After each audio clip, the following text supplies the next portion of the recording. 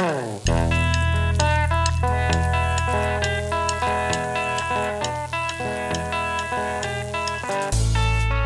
right, so we have some cowboy chords under our belt. We also have gotten kind of familiar with the major sounds, the minor sounds, just a little bit. That wasn't super important, but just so that you'd have it. Now what I'd like to do is talk about rhythm. So in the right hand, there are a couple rhythms that we can start to develop. One of the rhythms that I'd like for us to work on is just a down, down, down, down, down, down rhythm. So if we take a G chord like this,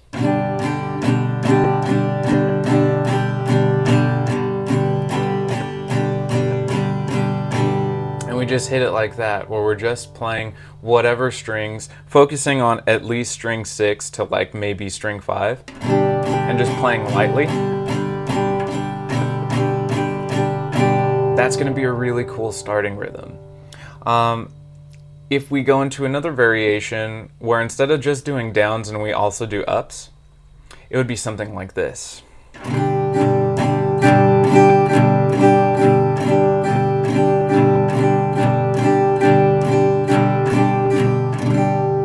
Notice there's a difference there in the sound. When we're playing our down kind of rhythms, it's louder, and when we go up, it's softer.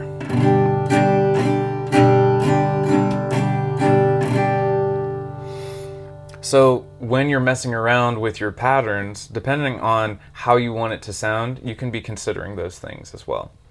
One of my favorite rhythms to do, which I commonly do to back people up or what have you, is a down, down, down, up, down, up, down, down, down, up, down, up, down, down, down, up, down, up, down, down, down, up, down. And the reason why I like to play this pattern is because it emphasizes the root of the chord, so like the lowest note, and then we get to hear the rest of the notes of the chord. And you'll find that a lot of songs will be able to be played too with this pattern. So remember, for our first down, we're really aiming for that lower string.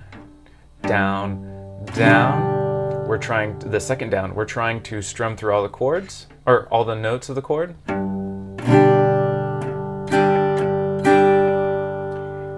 And then when we do our down, up pattern, we're doing our best to play on the outside of the chord, just so that we can get the lows and the highs. So I'm going to play it again. Down, and you can think of this as down, brush, down,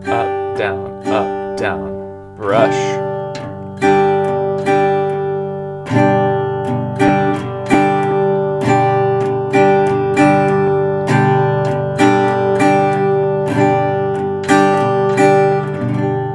If you need some extra help on that, don't forget to leave a comment, and I aim to help you very soon.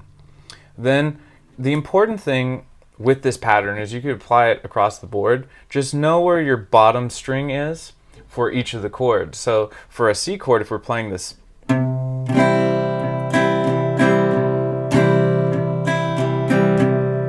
is we want to be aiming for that bottom note of the chord being the C on the 3rd fret of string 5.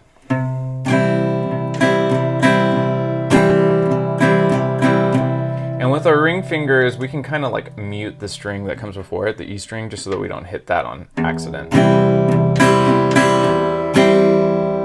If you see that and you get what I mean.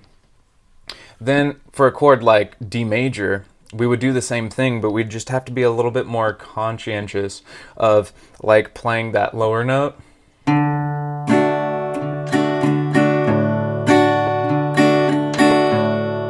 Or we'll get something like that. Now that might be desirable, especially if the song is like in that kind of style, where we're playing the root.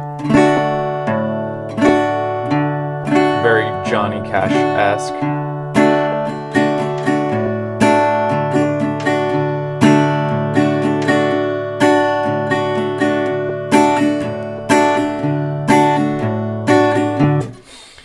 But hopefully the fundamental is clear. Whenever you're playing a pattern like this, is you either want to mute the strings so that you don't like get notes that you don't want, or you make sure that you are hitting the bottom note of that chord, which is really easy with G, with like E. As soon as you start getting a little bit higher on the chord, like with your D major chord and such, that's when you have to be a little bit more careful, but hopefully this has been helpful for you. There's a few more rhythms that I would like to discuss, but we could do those a little bit later.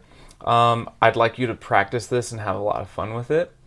Practicing your downs.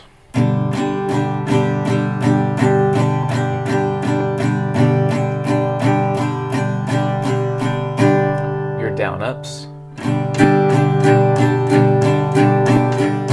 Switching chords.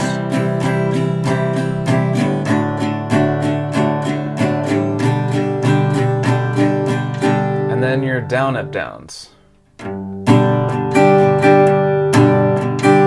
Or I should say your down, down, down up, down ups.